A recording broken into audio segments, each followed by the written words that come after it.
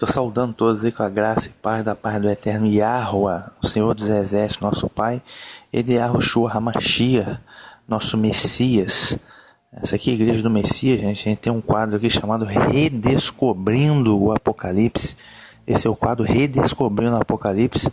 Nós estamos adentrando agora no capítulo 11 do livro da Revelação, né, que é o Apocalipse.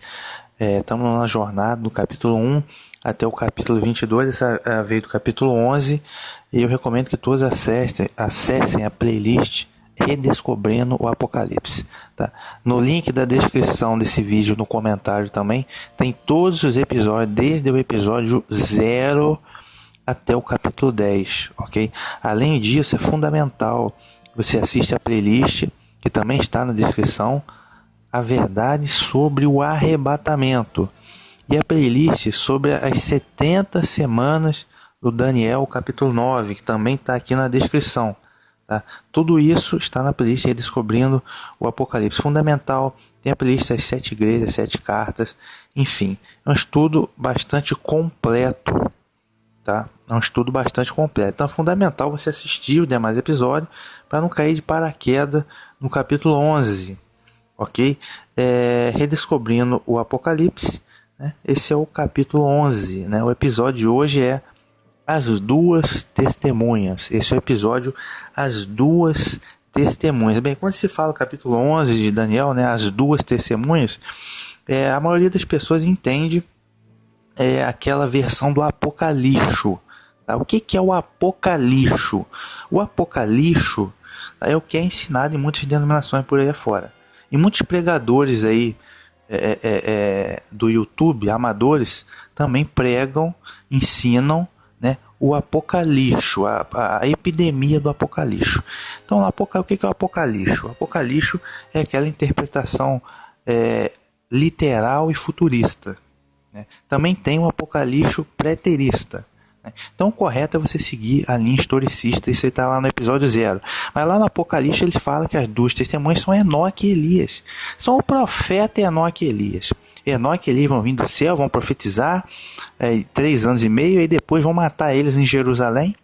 Em Jerusalém vai ficar 3 dias mortos lá, o corpo do Enoque e Elias, aí de repente todo mundo vai ver na televisão o corpo deles morto, né? E depois eles vão ressuscitar e sair, são arrebatados para o céu. Né? Isso deu até naquela novela Apocalipse da Rede Record. Então as duas testemunhas são Enoque e Elias. Aí vai ter o arrebatamento da igreja antes, a qualquer momento. Depois vai surgir o anticristo, aquela coisa toda.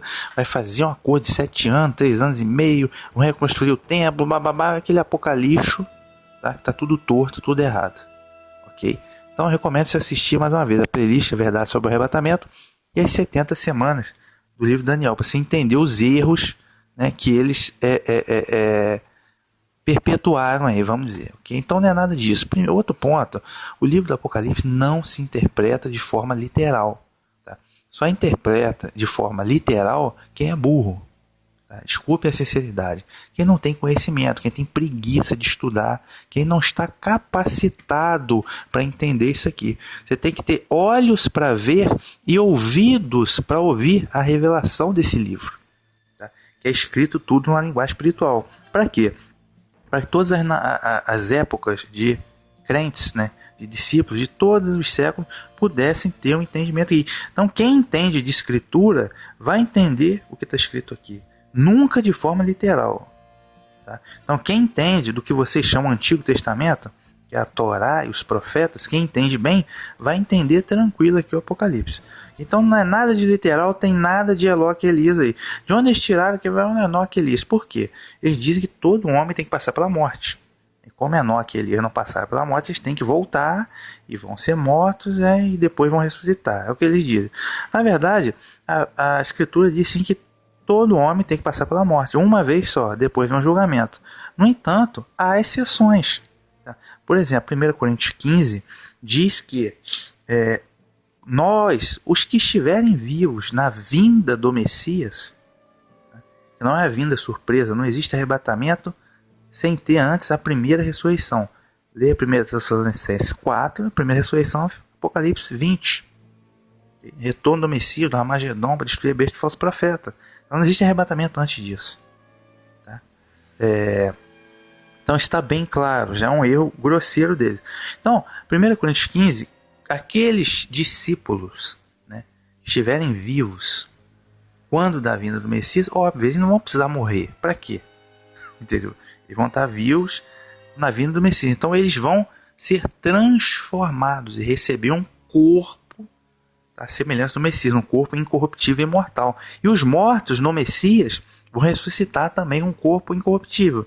E esses mortos, e os que estiverem vivos transformados, vão ser arrebatados aí sim para estar junto com o Messias. Ok? Então é uma exceção, né? Quem estiver vivo quando o Messias voltar não vai precisar morrer. Morrer para quê? É só ser transformado. Então a regra tem exceções. Okay? Então essa historinha de que Enoque e Elias não morreram, beleza. Elias foi arrebatado para o céu no carro de fogo e o profeta Enoque, Deus o tomou para si, o Criador. Tá? Mas é muito raso chegar a essa conclusão com base nisso, cara. É o raso do raso do raso. Tá? Nem chega a ser uma evidência. Okay? Outros dizem que é Moisés e Elias. É Moisés e Elias, porque é dos sinais que tem aqui escrito é Moisés e Elias. Porque eles dizem que Moisés ressuscitou. Moisés ressuscitou. Mas peraí, Moisés ressuscitou? Onde é que está escrito na Bíblia que Moisés ressuscitou? Em lugar nenhum. Tá? Tem um livro apócrifo judaico que não é parâmetro para nada. Aí diz na passagem da transfiguração do monte. O Messias foi ao monte com os 3 discípulos, ele transfigurou. Aí eles tiveram uma visão, viram o Messias conversando com Moisés e Elias, um de cada lado. Só que isso está claro ali no texto grego, é uma visão. Visão não é literal, tá? É uma visão. Então, a partir dessa visão, você chegar à conclusão que Moisés ressuscitou, isso é errôneo, é amadorismo. Tá? Segundo ponto é que o Messias se transfigurou. O que significa isso? Significa que mesmo que isso fosse literal, essa conversa, ele se transfigurou. Ele rompeu o limite de espaço e também limite de tempo, que são dimensões que a gente não alcança, mas o Messias não tem limite. Então ele transfigurou, rompeu o limite de tempo e espaço. Então essa visão, se ela fosse literal, poderia ter acontecido lá no futuro. Lá no futuro, quando Moisés ressuscitar junto com os outros santos. Entendeu? Então não dá, entendeu? A transfiguração, ele rompe o limite de espaço, ele transcendeu, rompeu espaço e tempo. Então não quer dizer que essa conversa, se ela fosse literal, não teria sido necessariamente naquele tempo ali, há 2000 anos atrás. É falta de conhecimento deles. Então, eles chegarem a essas conclusões que a gente fica assim aterrorizado. Eles têm uma forma de entendimento extremamente raso e eles chegam a conclusões teológicas com base nessa forma de compreensão deles extremamente rasa. Okay? Então, não dá para afirmar que Moisés ressuscitou com base nessa passagem e tampouco que as 2 testemunhas são literais. Moisés, Elias ou Enoque e Elias com base nisso, extremamente raso. Tá? Mas enfim. E outra coisa, não abram o livro do Apocalipse, não interprete, não ensine se você não conhece, nunca abriu na vida um livro de história. Você fugiu da escola. Tá? Ou volte para a escola ou vá comer capim.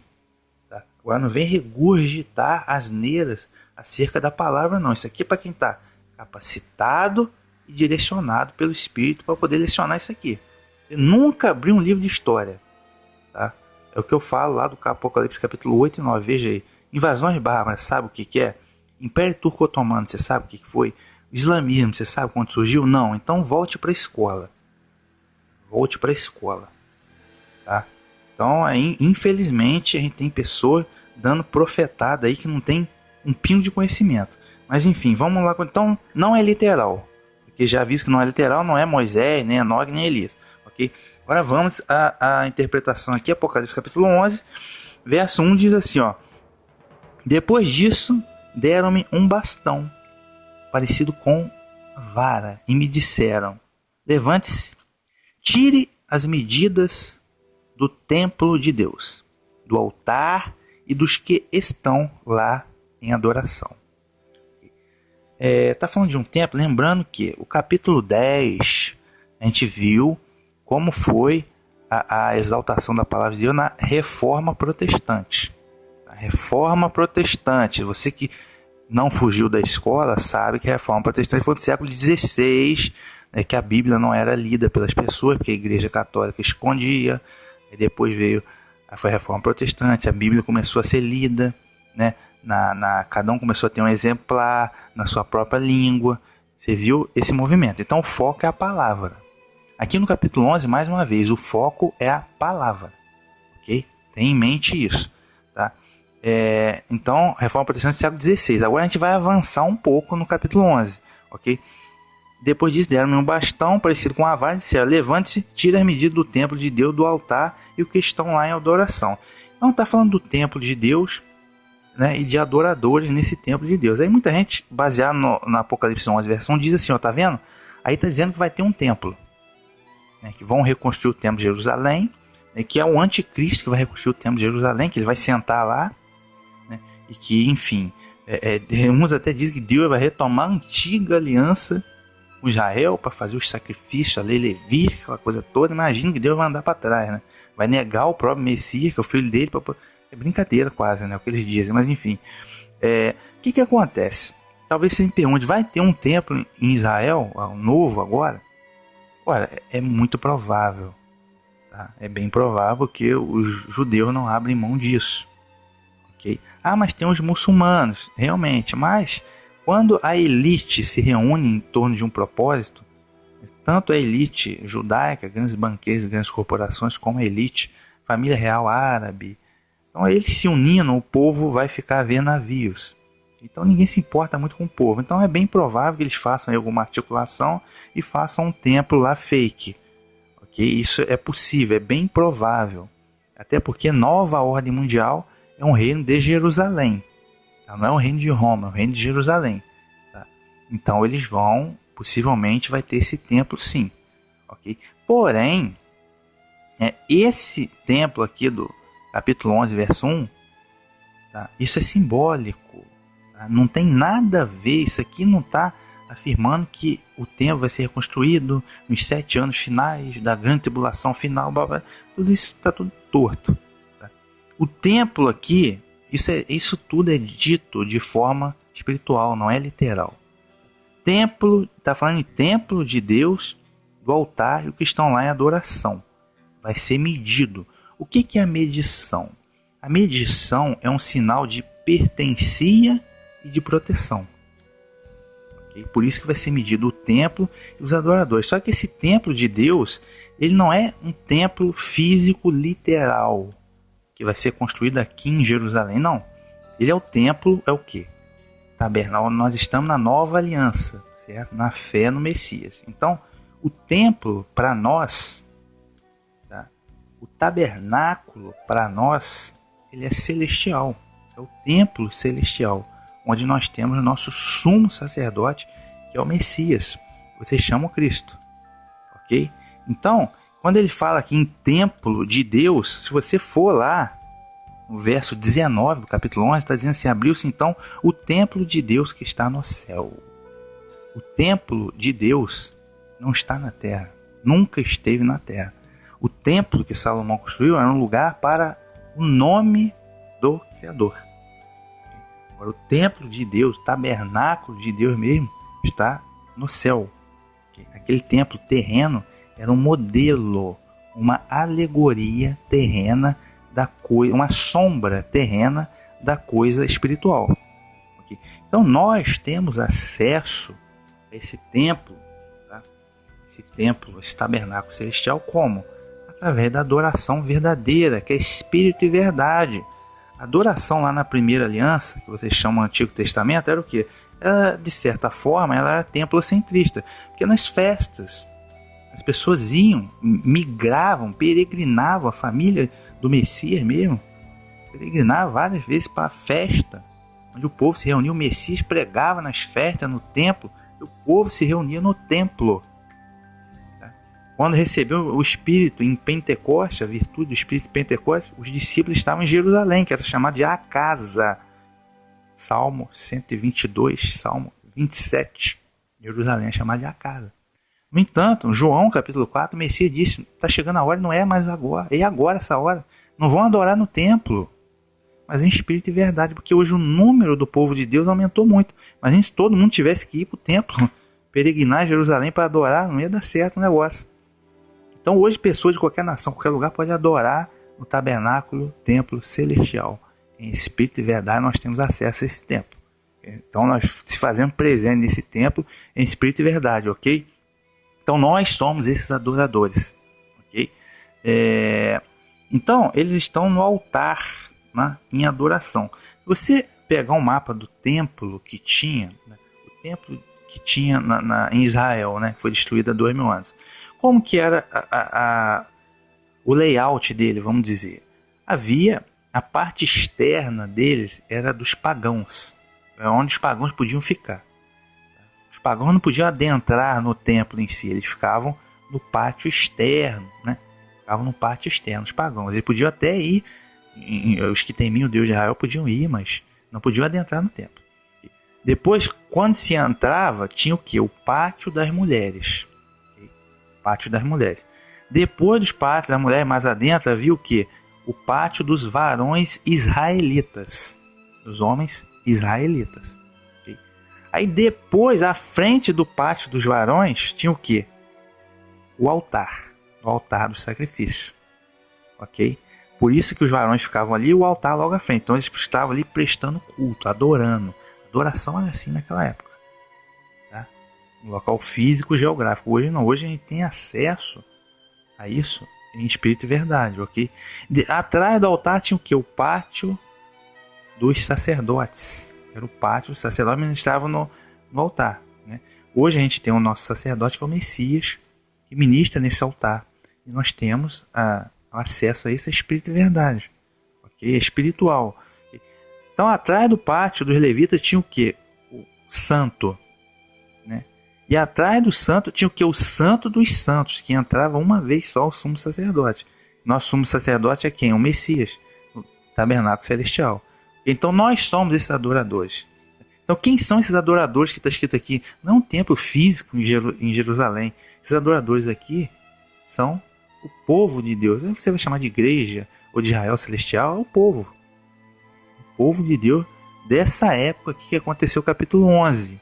Né? Mas também somos nós, ok? Então vamos. Então essa medição com a vara ou com o bastão é sinal de pertencia, tá? É um sinal de pertencia e proteção. Então o povo de Deus ele é medido, protegido pelo Criador. Esse povo está protegido pelo Criador. Esse povo é pertencia do Criador, ok? Agora continuando aqui. Então eles estão dentro do templo. O que significa isso? Significa que nós estamos em adoração, espírito e verdade. E nós estamos protegidos. Ok? Verso 2. Deixe de lado o pátio externo do templo. Não precisa medi-lo, pois o pátio foi entregue ao poder das nações. O pátio externo é o que eu disse. Onde os pagãos, os não-judeus, gentios, eles só podiam ficar até o pátio externo. Se ele entrasse no templo, seria uma profanação. Ok? Então, o que essa passagem está dizendo? O pátio externo deixe para as nações. Okay? Ou seja, o restante do mundo. Então, o que está sendo protegido, que foi medido, é o povo de Deus, os verdadeiros adoradores. O restante do mundo, o restante das pessoas, vai ficar entregue. Okay? O restante, o que não é verdadeira adoração, está entregue ao poder das nações. Okay? É isso que está querendo dizer aqui. Ó. Então não precisa medi-los. Tá? Não precisa proteger eles. Tá? Verso 2 ainda. Elas vão pisar na cidade santa durante 42 meses. Elas, quem? As nações. As nações é o paganismo, a idolatria, os exércitos das nações, essa coisa toda. Tudo aquilo que não pertence ao reino de Deus. Okay? Dizendo assim de uma forma mais clara. Elas, as nações, vão pisar no templo na cidade santa por 42 meses. É aí que está o X da questão. Quanto tempo é 42 meses? 42 meses é 3 anos e meio. 42 meses, 1.260 dias, né? 3 anos e meio. Então muita gente olha isso daqui, vão pisar na cidade santa por 42 meses. Então, Cidade Santa é aonde? Jerusalém, entendeu? Então, significa que durante 3 anos e meio, eles chegaram à seguinte conclusão. Durante 3 anos e meio, que a segunda parte lá da semana do Daniel 9, verso 27, né? O anticristo vai pisar em Jerusalém, vai invadir Jerusalém e vai pisar em Jerusalém durante 3 anos e meio. Tá? Essa é a conclusão que eles chegaram, né? Que eles interpretam tudo de forma literal. Isso está totalmente errado, queridos. Totalmente errado. Por quê? A gente precisa entender a medida do tempo profético. Lá no Daniel, capítulo 9, diz o que? 70 semanas estão determinadas sobre o povo de Israel para a expiação das transgressões. Quanto tempo tem uma semana? Uma semana são 7 dias. Então, a semana 70ª semana, que é a semana 70, que é o problema da coisa, o problema da interpretação, é uma semana, a última. São quantos dias tem uma semana? 7 dias. Eles chegaram à conclusão que, são semanas de anos. 7 dias são 7 anos. Beleza. Está correto. Tá? Uma semana tem 7 dias, mas são 7 dias proféticos que eles entenderam que são 7 anos. Realmente. Correto, são 7 anos. Só que percebam que vocês converteram 7 dias proféticos, uma semana, em 7 anos terrenos, 7 anos literais, beleza? Perfeito, foi convertido, 7 dias para 7 anos. Agora, quando chega aqui no Apocalipse, capítulo 11, tá? Que é o mesmo que está lá no capítulo 13, está escrito 1260 dias, 3 anos e meio. Só que aí que está, queridos. Tá? 1260 dias, 42 meses, 3 anos e meio. 1260 dias proféticos. São dias proféticos que vocês têm que fazer a mesma coisa que fizeram lá no Daniel 9. 1260 dias proféticos equivalem a 1260 anos literais. Deu para entender? Porque lá no Daniel 9:7 eles convertem, uma semana, 7 dias. Então são 7 anos literais. 7 dias proféticos, 7 anos literais. A metade da semana é quanto? Metade da semana são 3 dias e meio. Profético, que equivale a 3 anos e meio literais. Então, lá, Daniel 9 está certinho. 3 anos e meio literais. Certinho. Só que aqui, vocês estão pegando 3 anos e meio profético e não estão convertendo por literal. Entendeu? Lá eles convertem. Aqui eles não convertem por quê? Está errado. Tá? É a mesma regra. Tá? 42 meses. 3 anos e meio, 1260 dias proféticos, que equivale, você tem que converter 1260 anos literais. 1260 anos literais, que é a mesma medida que está lá no Apocalipse, capítulo 13, né? Apocalipse capítulo 13, verso 5, a besta recebeu uma boca para dizer insolências e blasfêmias, recebeu também poder para agir durante 42 meses. Apocalipse 13, verso 5. Esses 42 meses que estão aqui são os mesmos 42 meses que estão no Apocalipse capítulo 11, verso 2, é a mesma coisa. É o mesmo período de ação da besta. 42 meses, 1260 anos.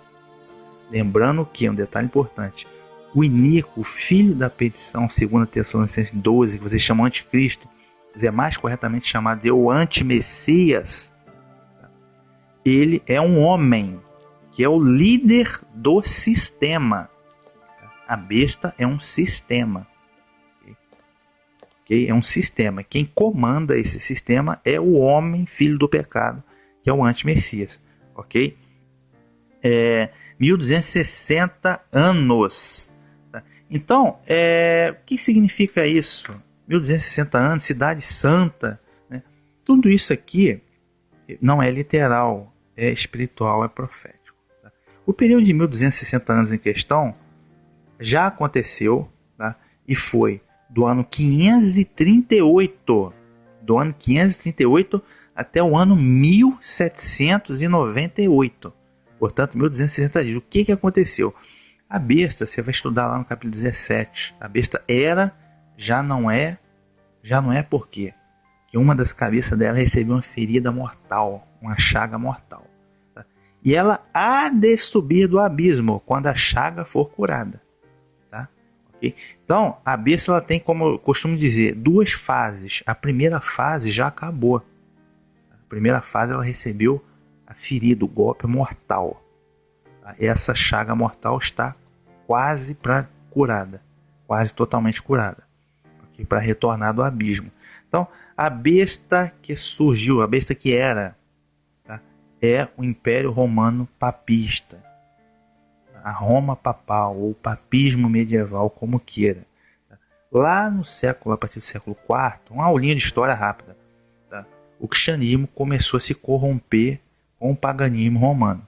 Desde o ano 98, com Inácio de Antioquia, Marcião, Tertuliano, já começou a se corromper no século II com a filosofia grega. No século IV, começou a se corromper com o paganismo romano. E no século IV, que teve o concílio de Nicéia, depois o concílio de Constantinopla, Constantino, Teodósio, que o cristianismo tornou-se a religião, né, oficial do Império, fundida com o Mitraísmo e várias outras religiões, tornou-se a Igreja Católica, a religião universal do Império Romano, do Império Internacional. Né. Lá no século VI, depois da controvérsia ariana, tá, por causa da Trindade, aquela coisa toda, que o bispo de Roma uniu seus exércitos, os francos, o Império Bizantino, Justiniano, Clovis, né, e destruiu os arianos. Então, no ano 538, os arianos foram expulsos de Roma. E aí o bispo de Roma, o futuro, já era conhecido, futuramente conhecido como Papa, subiu ao poder como a máxima autoridade mundial política e eclesiástica. Justiniano, o Império Bizantino, o maior império do mundo, rendeu-se, né, sob a autoridade do Papa.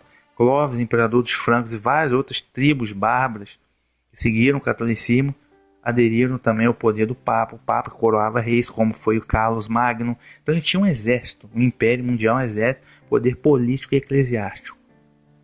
Foi aí que começou a fase 1 da besta, no ano 538. Não estou criticando a Igreja Católica, tá? A igreja são as pessoas. Estou criticando a aristocracia romana, que tomou e criou uma ordem de poder mundial, uma estrutura mundial de poder que durou 1000 e tantos anos, ok? Então, do ano 538, eles ficaram invencíveis, imbatíveis. Aí teve a Inquisição, teve a Cruzada, aquela coisa toda, né? Imbatíveis, né? Seus adversários eram destruídos, como os valdenses, albingenses. Mas no ano 1500, que Lutero conseguiu fazer alguma coisa, né? Conseguiu reagir, e que surgiu o protestantismo e rachou o cristianismo, okay? Beleza. Porém, há um detalhe aí. O cristianismo continuou como a maior potência mundial, o cristianismo católico, né? Mas somente na época da Revolução Francesa, no final do século XVIII, tá? Para ser mais preciso, no ano 1798, que o general Berthier da França, tá? e tinha também o Napoleão, Berthier conseguiu aprisionar o Papa Pio VI. Tá? Portanto, ele acabou. Nesse momento, a besta recebeu sua pancada, sua chaga mortal, porque a partir desse momento, o poder temporal político do Papa acabou. Ele só dava, a partir de então, ele só mandava na religião dele, que era o catolicismo. O poder político dele acabou, ok? Então foi isso, do ano 538 ao ano 1798, exatamente 1260 dias. Então o que está dizendo? Que eles pisaram na Cidade Santa. E nessa época a Cidade Santa, Jerusalém, né, estava na mão dos muçulmanos. O que aconteceu? O que está dizendo que eles pisaram na Cidade Santa? Porque isso é dito espiritualmente. Cidade Santa relembra o que? Verdadeira adoração. Salmo 122, Salmo 27, né, o salmista chama Jerusalém de a casa do Eterno. Essa Jerusalém terrena, ela é uma figuração da verdadeira Jerusalém, que é a celestial, é a que nós queremos. Essa que é a verdadeira. Essa daqui da terra é uma sombra da verdadeira, que é a celestial.